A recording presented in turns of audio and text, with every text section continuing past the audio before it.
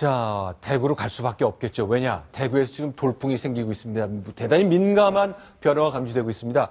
더불어민주당에서 컷오프된 의원들이요. 의원 한 명이 대구에서 여론조사에서 좀 압도적으로 앞서는 숫자가 나왔습니다. 전에 없던 일입니다. 그러나 역시 대구를 놓고 친박과 비박의 이 두 사람 싸늘한 모습 한 사찰에서 보였다는데 지금부터 대구 이야기 본격적으로 나누어 보겠습니다. 박세영 기자. 네. 자, 지역별로 이제 마크맨이랄까 책임자가 있긴 한데 대구는 김무성 대표의 몫이 원래 아니었잖아요. 네, 그렇습니다. 김무성 대표는 당초에 수도권을 주로 맡기로 했습니다. 서울과 경기를 맡고요. 좀 넓게 보면 충청까지 맡아서 지원 유세를 하기로 돼 있었고요. 네. 정작 대구는 잘 아시는 것처럼 최경환 의원이 담당하는 걸로 돼 있었습니다. 그리고 부산은 이 김태우 최고위원이 맡는 걸로 돼 있었는데요. 네. 이런 상황에서 김무성 대표가 대구를 가겠다라고 하면서 오늘 지금 기차에 몸을 싣고 달려가고 있는 중입니다. 자, 그런데 오늘 일정을 보니까요. 자, 사람들이 궁금한 것이 자, 지금 보시는 저 장면 이제 출발하는 건가요? 네, 지금 기차를 지난번에 저 부산 칩거러 갈 때 모습인가요? 자, 과거의 영상 보고 계십니다만 비슷한 모습이 몇 분 전에 좀 있었을 것 같고 7시 회의를 앞두고 현재 대구로 이동 중입니다. 네. 그런데 궁금한 것이 지금 왜 이렇게 급해 보이는데 당일치기 몇 시간짜리 대구 여행을 하게 되는 것인지 배경이 굉장히 궁금합니다.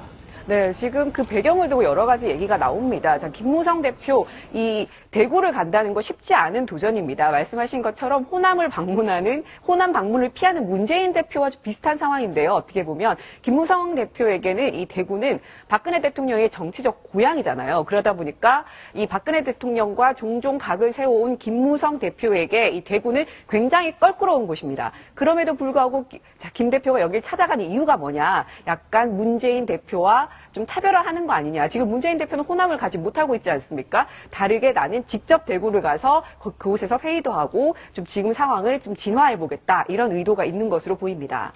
자, 그런데 일단 문재인 대표는 호남을 좀 피하고 있는데 나 때문에 대구에 불편한 사람이 굉장히 많아졌잖아요. 그렇죠. 껄끄러운 분들도 많고 인사를 해야 되고 사과를 해야 되는 유권자들도 많이 있는데 어쨌건 밀리는 새누리당 후보들 도와줘야 된다는 생각도 좀 있을 것 같습니다. 네, 그렇습니다. 원래 대구라고 하면 이 새누리당의 텃밭인데요. 지금 아까 말씀하신 것처럼 이 텃밭에서 정작 반타작도 못하는 상황이 우려가 되고 있는 상황입니다. 그러다 보니까 계속 외면하고 있을 수만은 없는 거죠. 지금 이 상황을 좀 진화를 하고 자당 후보들을 좀 지원을 해야 되는 상황이 벌어졌습니다. 그리고 이것뿐만이 아니고요.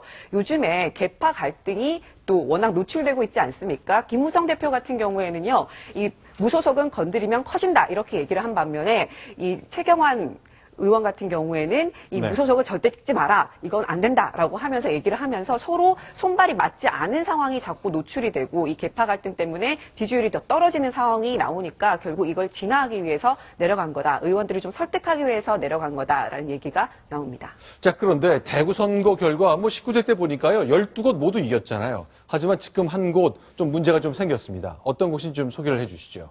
지금 화제가 되는 부분 중에 하나가요. 네. 바로 무소속 후보, 그러니까 더불어민주당에 있다가 컷오프 됐던 바로 홍일학 전 의원이 지금 도전하고 있는 지역구입니다. 지금 이제 무소속 후보로 나섰죠. 그런데 아주 이례적으로 새누리당 후보를 아주 좀 10% 넘게 큰 차이로 앞서면서 지금 돌풍을 일으키고 있습니다. 지금 저도 이 숫자, 그러니까 영남일보와 대구 MBC가 의뢰해서 리얼미터가 조사를 했는데 자, 이 숫자를 보고 저는 깜짝 놀랐습니다. 물론 일단 대체로 그렇듯이 응답률이 3.1%밖에 안 되기 때문에 이 조사에 대해서 양명모 후보 측에서는 동의하지 않을 것 같습니다만 어쨌건 이런 조사에서 큰 차이가 나타나는 현상이 있군요. 저도 깜짝 놀라서 전화를 해봤습니다. 직접 홍일학 의원 전 의원하고 통화는 못했지만 어젯밤에 본인도 이걸 보고 깜짝 놀랐다고 하더라고요. 자신도 이렇게 높게 나올지 몰랐다. 근데 이 지역은요, 부골은 원래 서상기 의원이 계속 있었던 곳입니다. 그러다가 이번에 서상기 의원이 공천을 받지 못하면서 양용모 후보를 새누리당에서 긴급 투입을 한 거죠. 아직 저 지역에서 양용모 후보가 제대로 활동을 시작하지 못했습니다. 원래는 대구 북구 갑에서 정치 활동을 했지만 자, 장애인 배려 차원에서 공천을 주기 위해서 북구 갑에서 북구 을로 옮겨온 지 며칠 안 됐기 때문인가요? 그렇습니다. 그분도 아직은 의원도 아니고요. 인지도가 좀 떨어지지요, 상대적으로. 그런 상태에서 이 여론조사가 사실 저 지역에 대한 첫 번째 여론조사였습니다. 많은 언론사들이 곳곳을 여론조사하지만 이 지역은 이번에 처음 한 거거든요, 영남일보가. 그렇기 때문에 더 놀라운 수치가 나온 것에 대해서 다들 깜짝 놀라고 있고요. 앞으로 이제 홍일학 의원은 자신도 아마 당선을 염두에 두지 않았을 수도 있는데 더욱 열심히 지금 뛰겠다는 그런 각오를 밝히고 있습니다. 자, 홍일학 의원은요, 저도 기억납니다. 한 달쯤 전에 10명 의원 처음으로 현역 의원 가운데 더불어민주당에서 배제할 때 포함됐었잖아요. 근데 본인도 스스로 내가 이렇게 앞선 것에 놀랐다고 하는데 어떤 분이 좀 궁금하네요. 홍일학 의원이 양명모 후보부터 제가 먼저 소개를 해드릴게요. 약사 출신인데요. 대구 북갑에, 그러니까 대구시 약사 회장을 지내기도 했고, 근데 이제 대구 북갑에서 북으로 옮겨오면서 아직 이제 인지도 쌓는 것이 좀 시간이 부족했던 것으로 보입니다. 또 대구시 의원도 지냈고요. 아까 말씀드린 것처럼 바로 장애 우선 투천 배려 몫으로 이번에 공천이 된 건데요. 홍일학 전 의원이 어떻게 이렇게 인지도를 쌓을 수 있었을까? 오히려 지난번에 더불어민주당 그 컷오프가 어떤 홍일학 의원에 대해서 좀 대대적으로 전국적으로 오히려 또 인지도를 높인 결과도 있고요. 그 홍일학 의원은 본인이 비례대표가 된 후에 나는 대구에 출마하겠다고 오래 전부터 선언을 해서 계속 털을 닦아왔습니다. 그리고 예결위원 하면서 본인이 대구 예산을 굉장히 많이 가져왔습니다. 이렇게 홍보를 하기도 했고요. 아주 야당에서 이례적으로 대구 텃밭을 닦아왔기 때문에 그런 부분도 좀 영향을 미친 것으로 보입니다. 알겠습니다. 대구 울 지역 일단 여론조사에서 예상과 다른 결과가 나왔기 때문에 앞서고 있는 홍일학 의원 본인이 놀랐다고 얘기했는데요. 저희도 많이 놀랐습니다. 그래서 저희 취재팀을 이 현장으로 보내봤는데요. 대구 북을 지역에서 만난 유권자 여러분들은 이분들에 대해서 뭐라고 얘기를 할까요? 들어보겠습니다. 사람들 물어보면 요번에 대구도 이거 한번 깎보자 하는 사람들이 많아요. 진짜. 일단 지역 현안을 제대로 파악하실 수 있는 분이 당선이 되는 게 당연한 거고요. 홍일학 의원이 뭔가 지역을 좀 이끌어 가실 분이 아닌가라고 생각합니다. 새누리당은 너무 무성의하게 공천을 하신 거 아니냐. 우리 아저씨가 홍일학 씨를 찍자고 어제 얘기하잖아. 사람 보고 찍어주자 이라고. 지금까지 나온 것보다는 지지 의사가 없어요. 절대 말해갖고 새누리당은 절대 말해 좀 뒷맛을 봐야 돼. 대구 사람들을 너무 안해하게 생각하고 당선된다면 일이 안해한 생각을 갖고 있기 때문에 그럼 요번에는 인물 위주도 대구는 새누리당 찍어줘야 된다. 자, 현장에서 만난 많은 분들의 얘기인데 이런 표현이 나오네요. 대구에서 새누리당 한번 까버리자. 이런 시민의 말씀도 있었고요. 또 하나, 새누리당은 좀 뒷맛을 봐야 한다. 이렇게 얘기를 하네요. 자, 그 기자 어떻습니까? 시민의 아직 초기 상황이라 사실 누구죠? 저도 이름이 기억이 안 납니다. 아니요. 전 의원이요. 양명모 후보. 죄송합니다. 제가 정치 부시 잘 오래 했습니다만 이렇게 후보 이름이 잘 기억이 안 날 정도로 인지도가 낮은 분이어서 그런지 모르겠습니다만 좀 분위기가 전과는 다른 건 맞는 겁니까? 지방으로 갈수록요, 그 지역에서 오래 활동하고 지역의 연고를 맺지 않은 후보가 수도권에서 어떤 전략이라는 이름으로 낙하산이 꽂히는 것에 대한 대단한 거부감이 있습니다.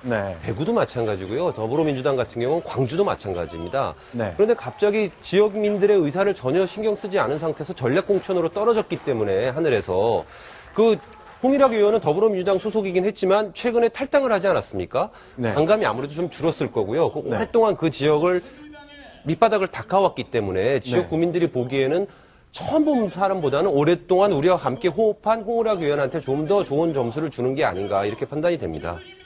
알겠습니다. 자, 일단 대구 북을 좀 시간이 흐르면 앞으로 2주간 시간이 있기 때문에 어떤 변화가 있을지 중간에 저희가 한 번 더 점검하고 시청자 여러분께 좀 인사를 드리고 소개를 드려야 되겠다는 생각이 드네요. 좀 저도 기대가 됩니다. 일주일 뒤, 열흘 뒤에는 어떨까요? 자, 그렇다면요. 역시 대구 정치 이번 선거의 핵심은 유승민 의원이 될 텐데요. 자, 오늘 가족들을 또 기자들 앞에 또 유권자들 앞에 소개했습니다. 그 장면 보면서 얘기 이어가 보겠습니다. 모셨습니다. 어머니께서, 앉으세요.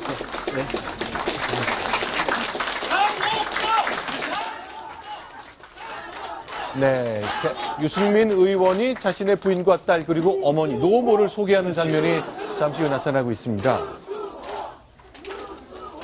자, 부친인 유수호 전 의원의 이름이 연호가 되는군요. 들으셨을 걸로 생각을 합니다. 여러분 정말 감사합니다. 오늘 어머니께서 그 안동 식혜를 해오셨는데 꼭 그냥 가지 마시고 또 끝나면 이제 제 방에도 가시고 해서 꼭 한 잔씩 하고 다과라도 좀 드시고 가십시오. 제 힘내서 열심히 하겠습니다. 제가 죽을 힘을 다해서 4월 12일 밤 12시까지 하고 우리 대구 시민들의 선택을 당당하게 받도록 하겠습니다. 고맙습니다. 저희 집사람하고 딸내미하고 인사. 아, 가족이 공개가 되는군요. 딸이 아버지를 굉장히 많이 닮았네요. 그런 모습 보이나요? 네. 네, 온 가족이 하얀색 점퍼를 입고 나와서 선거운동하는 모습인데 역시 가족을 소개하면서 이제 친숙하게 선거운동 오늘 첫날이니까 본격적으로 시작하는 모습 보았습니다. 그러나 유승민 의원의 정치적 메시지가 굉장히 궁금합니다. 자, 과연 새롭게 시작하는 정치인 유승민 어떻게 얘기할까요? 들어보겠습니다. 빨간 잠바가 하얀 잠바로 바뀌니까 저도 지금 잠바값이 좀 들어갑니다. 2007년에는 우리 이명박 후보님, 박근혜 후보님 두 분이 정말 정당 역사상 가장 뜨거운 경선에서 우리 박근혜 후보님이 당시 1.5%포인트 주셨습니다. 자, 여러분들 그때 서울에서 버스 타고 잠실에서 대구 내려오면서 이 자리에 계신 분들 정말 많이 울었습니다. 여러분들 박근혜 대통령 때문에 우신 분들 아닙니까? 이 2016년 총선을 앞두고 우리 새누리당의 공천 과정은 여러분들께서 다 지켜보셔서 제가 더 드릴 말씀이 없습니다. 제가 이번 선거에서 반드시 이겨서 여러분들 한 분도 안 빼놓고 전부 다 같이 우리 집 새누리당으로 돌아가겠습니다. 아, 우리 집 새누리당으로 돌아가겠다. 새누리당으로. 저는 잠바값 얘기를 하시는데요. 네. 하얀색 입고. 네. 그런데 눈여겨보니까 안에는 여전히 빨간색 티셔츠를 입고 계십니다. 아, 그런가요? 제가 좀 놓쳤는데 영상 다시 봤으면 좋겠습니다. 본인의 색깔은 빨간색이라 안에 빨간색을 받쳐 입고 계세요. 보이시죠? 그렇네요. 예. 네. 제 얘기를 보면은 반드시 자기의 정체성은 어디까지나 새누리당에 있다는 것을 계속해서 강조를 해야 되고요. 또 박근혜 대통령 얘기를 일부러 꺼내셨던 것으로 보이고요. 네. 대구에서의 박근혜 대통령의 어떤 이 대구 시민들이 바라보는 건 분명히 특수한 건 맞습니다. 그렇기 네. 때문에 어제 하루 종일 각 언론에서 박근혜 대통령 사진 문제 가지고 또 그렇게 시끄럽게 했지 않습니까? 네. 제 생각에도 그 유승민 지금 의원도 박근혜 대통령과는 절대 각을 세우지 않고 누가 진정 박근혜 대통령을 위하는 길이냐라는 것을 오히려 강조하고 내가 진짜 어떻게 보면 네. 적통의 새누리당이라는 걸 강조하는 전략을 하겠다는 게 저 연설 자체에서 보이는 거죠. 자, 근데 이남희 차장. 네. 그런데 이제 유승민 의원과 가까웠던 분들, 공천 못 받은 분들 선전하는 모습도 좀 나타납니다. 그래서 새누리당은 지금 대구 선거가 위기라고 말하는 거겠죠. 네, 대구 동갑으로 한번 가볼까요? 네. 정종섭 전 장관이 공천을 받았는데 바로 지금 무소속으로 탈당했죠. 류석열 네. 의원과 아주 팽팽하게 접전을 벌이고 있는 상태입니다. 지금 조금 이따가 이제 그래픽이 혹시 네. 준비되면 보여드리고요. 자, 일단 36.5%와 33.6% 그 오차의 범위 안에 있는 걸로 봐야 되겠네요. 차 범인의 접전으로 보이고요. 지금 권은희 의원, 류성걸 의원, 바로 그 유승민 의원 측근들로 탈당해서 무소속으로 뛰고 있는 두 의원들과 계속 내일도 출정식을 함께 하겠다 이렇게 유승민 의원이 밝히기도 했는데요. 결국 그 무소속 후보 돌풍 때문에 계속 어제 보면 뭐 최경환 전 부총리도 무소속 후보 찍으면 야당 찍는 거랑 같다 이러면서 아주 그 대구의 친박 의원들이 이게 견제구를 날리는 것도 그만큼 접전을 펼치고 있기 때문으로 풀이됩니다. 지금 그래픽이 이제 준비가 된대요. 네. 자, 일단 민중연합당의 후보가 3% 정도인데 큰 의미가 큰 대세에 지장은 주지는 않는 것 같은데 어쨌건 현재로서는 현직 의원인 유성걸 후보와 박근혜 대통령 정부에서 행정자치부 장관을 지낸 진박 인사 정종석 후보 사이에 이런 접전 벌쳐지고 있습니다. 그러면요, 김무성 대표는 이제 대구 내려가서 누굴 응원해야 되는 거죠? 당연히 저 정종석 후보겠죠. 그런 거죠. 김무성 대표가 말씀하신 대로 아주 빨리 올라오는 것도 네. 그런 영향이 있지 않을까 싶습니다. 김무성 대표 본인이 친박 무소속 연대라고 아까 말씀드렸듯이 18대 총선에서 무소속 후보들끼리 모여서 돌풍을 일으켜서 당선된 뒤에 다시 당으로 돌아오지 않았습니까? 네. 지금 유승민 후보와 같이 일하는 유성걸 의원, 권은희 의원 같은 분들도 이제 어찌 보면 유승민 무소속 연대가 되는 거거든요. 네. 그럼 김무성 대표 입장에서는 뭐 누구를 어느 쪽을 손을 들어주기가 어려운 그런 상황일 겁니다. 그런데 아니 손을 들어주기 어려우면 안 되는 거 아닙니까? 새누리당 당 대표로서 무소속 후보 도우면은 저 항명이고 해당 행위라고 얘기를 해왔는데 그냥 대놓고 정정숙 후보 도와야 당 대표의 역할을 하는 것 같은데. 그러니까 오늘 김무성 대표가 조금 후 7시에 이제 도착해서 선대위 회의를 열기 위해 대구에 가는데 네. 문제는 이제 푹 자고 오는 게 아니고요. 보통은 지방 내려가면 1박 2일 혹은 2박 3일로 일정을 쭉 도는데 김무성 대표가 내일 오전에 네. 현충원 또 참배 일정이 있어서 내일 또 그 31일이면 본격적인 선거 운동에 돌입을 하거든요. 네. 내일 일정이 있어서 대구에 자지 않고 그냥 일찍 돌아온다는 겁니다. 그래서 네. 대구에 가긴 갔지만 이게 간 게 맞는가 참 어정쩡한 대구 방문이거든요. 그러니까 본인이 지금 뭔가 대놓고 선거운동을 하기 좀 애매한 입장을 보여주는 선택이 아닌가 싶습니다. 또 하나는 김무성 대표가 열심히 도와주는 게 과연 또 대구 민심에 어떤 영향을 미칠까도 네. 좀 미지수거든요. 굉장히 복잡한 네, 복잡다단한 변수가 있습니다. 작동을 한 것 같군요. 자, 안 갈 수도 없고, 하지만 갔다가 오래 머물게 되면 곳곳을 다녀야 되는데 그 현장, 유세 현장에 나서게 되면 유권자들의 생각도 좀 복잡해질 것 같긴 하네요. 자, 그런데 친박 인사들과 유승민 의원이 직접 마주치는 장소도 많이 있었습니다. 오늘 그런 장면들이 많이 발생했는데요. 저희가 영상으로 좀 정리해 봤습니다. 같이 보겠습니다. 무소속 찍는 것은 결국은 야당 찍는 것과 똑같습니다, 여러분. 지금 우리 무소속 후보들을 두려워하고 무슨 바람이 일어났다가 겁을 내고 저분들이 하는 저 행태는 저는 도저히 정상이라고 보이지가 않습니다. 대통령의 개혁에 딴지를 거는 세력들이 나는 북한만 있는 줄 알았어요. 우리 당 출신 의원 중에서도 박근혜 개혁에 딴지를 거는 사람들이 있더라. 저 사람들이 질까봐 두려워서 어떤 험한 욕을 하고 막말을 해도 제가 어떤 국회의원이 되겠다. 이걸 가지고 우리 다시 새누리당으로 돌아갑시다.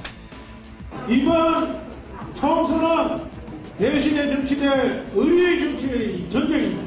우리가 고만난 박근혜 대통령 피를 흘리며 예수가 십자가를 지듯이 그 어려운 언덕을 오르고 있습니다. 2012년 투표율 80% 득표율로 박근혜 대표 당선시키는데, 대통령을 당선시키는데, 우리 동굴, 우리 핵심 당원 여러분께서 그 선두에 섰던 분들이고, 박근혜 정권을 탄생시켰습니다. 여러 후보들이 쭉 한 말씀하시는 걸 제가 들어봤는데 눈에 띄는 건 정종석 의원이네요. 정정석 후보입니다. 후보 전 장관이시고요. 네. 저도 이제 정정석 전 후보의 교과서도 한번 본 적이 있었고 예전에 유명한 헌법학자이기 때문에 모르겠습니다. 이제 정정석 후보에 대해 개인적으로 비난하는 건 현재 시점에서 선거법 위반을 저도 하는 거게 되겠고 비난하자는 건 아니라 네. 헌법학자로서 하셨던 말씀과 지금 나오는 얘기들이 많이 다른 것만은 객관적인 사실인 것 같습니다. 그때도 이제 그 부분의 헌법에서도 내각제, 특히 우리나라의 강력한 대통령들에 대해서 굉장히 비판을 많이 하셨던 분으로 알고 있고, 또 지난번 이제 그 국회법 파동 때도 본인이 직접 저술했던 내용과 정반대되는 내용에서 행정부 자치부 장관으로서 강조를 하셨지 않습니까? 그러더니 네. 오늘은 이제 드디어 예수의 종교적인 이미지까지 갖다가 말씀을 하시는 바람에 학자의 모습에서 저렇게 많이 정치인으로 변신을 하셨구나 하는 생각만 드네요. 자, 근데 친박, 비박, 진박 이런 것 때문에 다툼이 많았는데 최경환 TK 선거대책위원장 이제는 저런 이분법 쓰지 않겠다고 말씀하네요. 네, 그렇습니다. 원래 뭐 친박 비박 갈등 많았던 거 다 알고 있는데요. 네. 이제 없었던 척 하는 거죠. 네. 이 워낙 갈등이 세게 노출되다 보니까 새누리당에 대한 오련이 워낙 안 좋아졌고 그래서 무공천을 할 수밖에 없는 상황까지 갔었던 그런 상황이었다라는 말까지 나오면서 이제는 하지 않겠다라고 하면서 우리가 갈등을 봉합하겠다. 지금은 봉합해서 충분히 봉합할 수 있고 이게 없었던 척 할 수 있다. 이런 얘기를 하고 있는 겁니다. 자, 오늘부터는 오로지 새누리당만 있다. 나부터 솔선수범하겠다. 이렇게 약속을 했습니다. 자, 그런데 이제 대구 동화사에서요. 유승민 의원과 최경원 의원이 만났네요. 두 분은 어떤 모습일까요? 합장을 했습니다. 보겠습니다.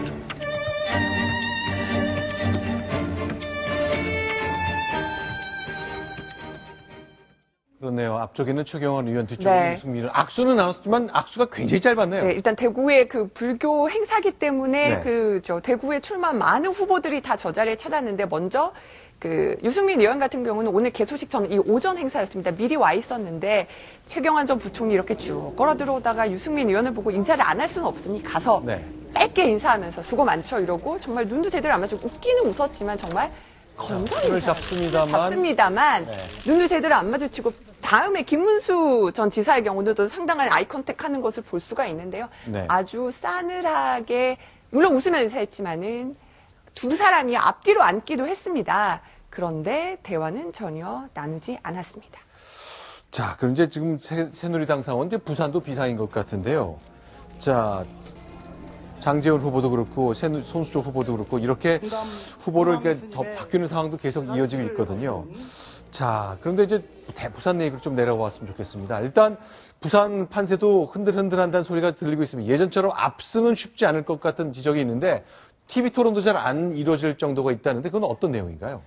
네, 지금 새누리당 후보들이 TV 토론을 하지 않겠다 지금 이렇게 선언을 하고 있거든요. 왜냐하면 이 입을 맞춘 듯이 다 거부하는 가장 큰 이유는 이 워낙 이 현역 의원들이 다 지금 새누리당 후보들 아닙니까? 그렇기 때문에 이 비현역 의원들인 이 더민주 후보들과 같이 맞서고 화면에 나오는 것 자체가 자신들에게 굉장히 불리하다 이렇게 보고 있습니다. 그럼 의원이 아닌 비의원인 더민주 후보들이 얼굴을 알리는 것 자체가 자기네의 지지율에 오히려 도움이 안 된다고 생각을 하기 때문에 지금 계속 토론에도 거부하고 TV에 나가지 않겠다 이런 식의 얘기를 하고 있는 겁니다. 자, 선거운동 기간 본격적으로 시작됐습니다. 언로가 좀 튀어야 되는데 일단 부산 지역만 놓고 보자면 이제 선두권에 있는 의원들은 이제 동의하지 않고 후보들은 동의하지 않는 경우가 좀 많이 있다고 하는데요. 일단 대구와 부산 지역 예전처럼 완벽하게 승리하지는 못할 수 있다는 전망도 좀 나오고 있지만 아직 시간이 많이 남아있기 때문에 좀 더 봐야 될 것 같습니다. 그런데요. 자, 이제 새누리당은 이제 여러 가지 노력하고 있는 것 중에 하나가 공동선거대책위원장으로 강봉균 전 의원을 영입했잖아요.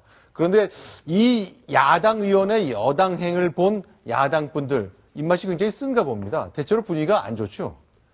강봉균 의원에 대해서 상당히 의외라고 생각하는 분들도 있고요. 이미 지난번 공천에서 배제된 이후에 당에 대한 마음이 떠났기 때문에 그리고 사실 강봉균 의원은 고향이 전라북도이긴 하지만 그 중도 성향이 강한 인사로 분류되고 있습니다. 그래서 새누리당 행위 어쩌면 정체성에 크게 어긋나는 것 같지는 않고요. 지역적 그 배경 때문에 이제 논란이 되고 있는 건데요. 뭐 이쪽 당도 현재 더불어민주당도 그 새누리당에서 오래 일했던 김종인 대표를 당 대표로 영입을 하지 않았습니까? 이번 선거에서는 뭐 지역보다는 어떻게 하면 좋게 얘기하면 실용이라고 할 수 있을 것 같은데요. 당에 도움이 되는 사람은 뭐 과거의 배경과 관계없이 이렇게 양쪽 다 영입하는 그런 게 뭐 유행 같습니다. 네, 야당이 영입한 경제 전문가인데 강봉균 새누리당 선대본부장을 놓고 좀 부정적인 또 비판적인 표현을 많이 썼네요. 노는 분 모셔다가 허수아비로 얼굴 마담을 시키고 있다는 취지의 설명이 계속 나오고 있습니다. 과연 실제 오늘 마이크를 잡고 기자들 앞에 상대당 평가를 내놨는데 실제 그랬을까요? 들어보겠습니다. 아무도 안 찾아오는 2013년인가요? 전북지사 경선에 떨어진 이후로 아무도 안 찾아오니까 심심하던 분을 갖다 모시고 와가지고 여당의 선거대책위원회 경제정책 담당이라고 바꿨잖아요. 자기네 안에서 사람 쓴다 그러면 누굽니까? 예를 들어 이한구 씨. 우리나라의 혐오감 넘버원 중에 하나인 사람이거든. 두 번째 최경환 씨. 무능해서 지금 아무것도 내세울 선수가 자기들도 염치가 없는 거예요.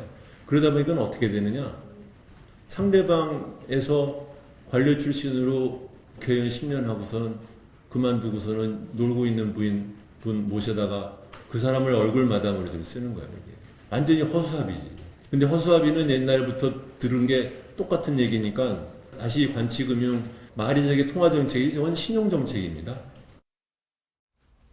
자, 주진형 고문. 그러니까 이제 삼성에도 계셨고 한화에서 증권사 대표도 맡았던 분인데 표현이 굉장히 세네요. 하나증권 대표 시절에도요, 증권업계 돈키호테라고 불릴 정도로 뭔가 이렇게 경제계에서도 뭔가 좀 독특한 캐릭터로 정평이 나 있었는데, 저도 지금 그 주진영 대변인이 얘기하는 말들을 곱씹으면서 깜짝깜짝 놀랐습니다. 좀 뭐 극혐이라는 표현이라던가 이런 것들이 또 아무리 비판을 할 수 있는데 조금 좀 지나치게 네. 상대방을 좀 겨냥해서 비판하는 게 아닌가 좀 불편하게 느껴지는 대목도 있었습니다. 사실 두 진영 공약단 부단장이었죠. 그리고 네. 오늘부로 경제상황실 대변인으로 처음 임무를 수행한 겁니다. 그러다 네. 보니 오늘 첫 기자 간담회를 했는데요. 네. 카메라 앞에서 저렇게 얘기하는 거는 오늘이 처음이었거든요. 그러다 보니 저분이 평소에도 말이 좀 대단히 직설적이다 이런 평가를 많이 받고 있었는데 네. 오늘 그런 것들이 아마 그냥 속내가 다 드러난 것 같습니다. 자, 일단 이제 상대 정당, 그러니까 먼저 이제 사람을 뺏겼으니까 그런데 사실 그렇게 치자면 이제 김종인 대표도 비슷한 입장이었기 때문에 서로 좀 평가를 좀 절제할 필요가 있다는 좀 생각이 드네요. 오늘 육성으로 직접 들어봤는데 아마 처음으로 마이크를 잡고 기자들 앞에 국민들 앞에 얘기한 기회였으니까 내일부터는 좀 톤이 좀 바뀔 거로 전 기대도 해보고 예상도 해보겠습니다. 자, 이번엔 네 번째 소식입니다. 쌀과 당 얘기입니다. 무슨 얘기냐고요? 순위 먼저 확인하겠습니다.